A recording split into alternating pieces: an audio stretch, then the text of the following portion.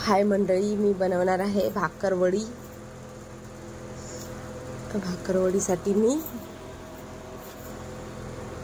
साहित्य घेतलंय। बघूया आपण साहित्य काय काय घेतलंय। व मैदा घेतलाय 1 वाटी, 2 चमचे बेसन पीठ घेतलंय, चवीपुरतं मीठ टाकून घेतलेलं आहे, ओवा टाकला अर्धा चमचा, चवीपुरतं मीठ टाकले आणि कडकडीत तेल गरम करून टाकून घेतलेलं आहे 3 चमचे। गरम पाणी घालून थोडं थोडं पीठ मळून घ्यायचं आहे। पीठ गरम आहे त्यामुळे मी चमच्याने हलवून घेते। गरम पाण्याने व्यवस्थित बघा, गरम पाणी पण टाकून घेत आहे। गरम पाणी जास्त गरम आहे त्यामुळे चमच्याने करते, नंतर हाताने मळून घेत आहे। व्यवस्थित आपल्याला मळून घ्यायचंय पीठ, एकदम घट्ट मस्त मिक्स होत आलेले आहे। हाताने थंड झाले मिश्रण, आता मी हाताने मळून घेत आहे। आपल्याला घट्ट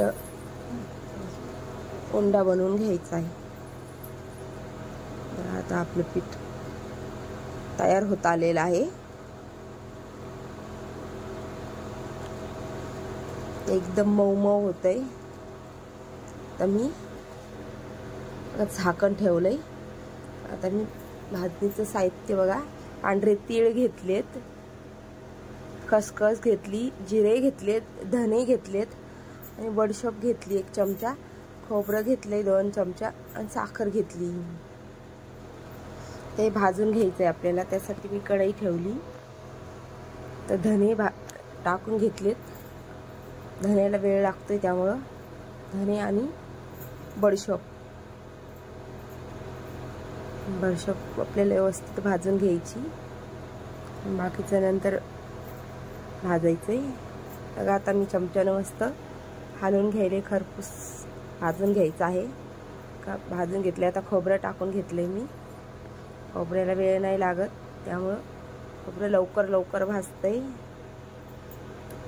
बघा चमच्याने व्यवस्थित मस्त भाजून घेत आहे। आता बाकी तीळ, खसखस आणि जिरे टाकून घेतलेत, हे सगळं मिक्स करायचंय। लालसर कलर येईस्त आपल्याला भाजून घ्यायचं आहे, म्हणजे भाकरवडीचं सारण एकदम छान लागतंय, छान होतंय। आता मी मिक्सरला वाटण्यासाठी घेतलेलं आहे बघा, मस्त भाजलेलं। मिरची पावडर घेतली मी 1 चमचा, गरम मसाला घेतलाय 1 चमचा आणि साखर घेतलेली आहे 1 चमचा। ते वाटून घेतलंय मी, मीठ टाकते चवीनुसार। आता मिक्सर मधून काढून घेत आहे। सारण व्यवस्थित तयार झालंय। आता मी उंडा करते मैद्याचा। मस्त आपल्याला पोळी लाटून घ्यायची व्यवस्थित, जास्त जाड नाही बारीक नाही, अशी मीडियम आकाराची। आता बघा मैदा लावून घेतलाय, आता पोळी लाटून घेत आहे। मोठी केली तरी चालते, मी छोटीच बनवली म्हणजे भाकरवड्या छान बनतात। आता लाटून झाली का कट करून घेतली मी, त्याला गोड चटणी लावून घेते, खजूर आणि गुळाची। चटणी सगळीकडे लावून घेतलेली आहे, त्यामुळे सारण व्यवस्थित लागले जाते। सारण व्यवस्थित आपल्याला टाकून घ्यायचंय आणि हाताने मस्त त्याला पसरून घ्यायचंय, म्हणजे तेलात बाहेर येत नाही। आता मी त्याचा रोल करून घेत आहे।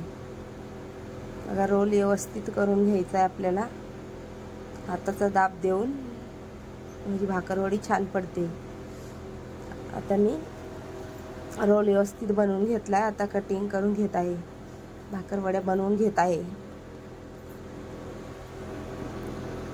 बघा एकदम छान आकार आलाय भाकरवडीला।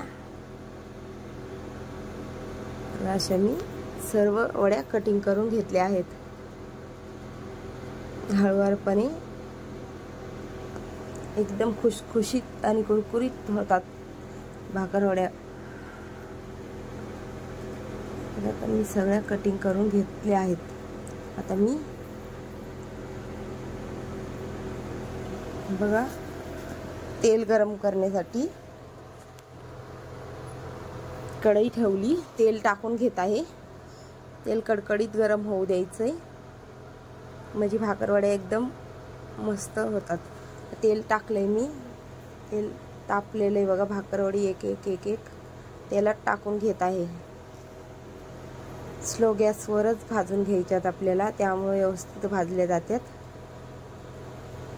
गॅस फास्ट करायचा नाही.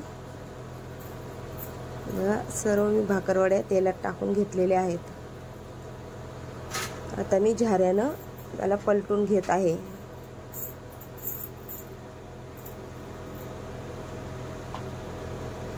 व्यवस्थित चांगला लालसर कलर येऊस्तोवर परतून घ्यायचं आहे आपल्याला. बघा आपल्या भाकरवड्या तयार झालेल्या आहेत. आता मी झाऱ्यानं काढून घेत आहे. बघा तेल झाऱ्यानं काढलं की तेल अजिबात राहत. बघा आपली भाकरवडी तयार झालेली आहे. मी डिशमध्ये काढून घेत आहे. माझा व्हिडिओ आवडला असेल तर लाईक शेअर सबस्क्राईब करा. व्हिडिओ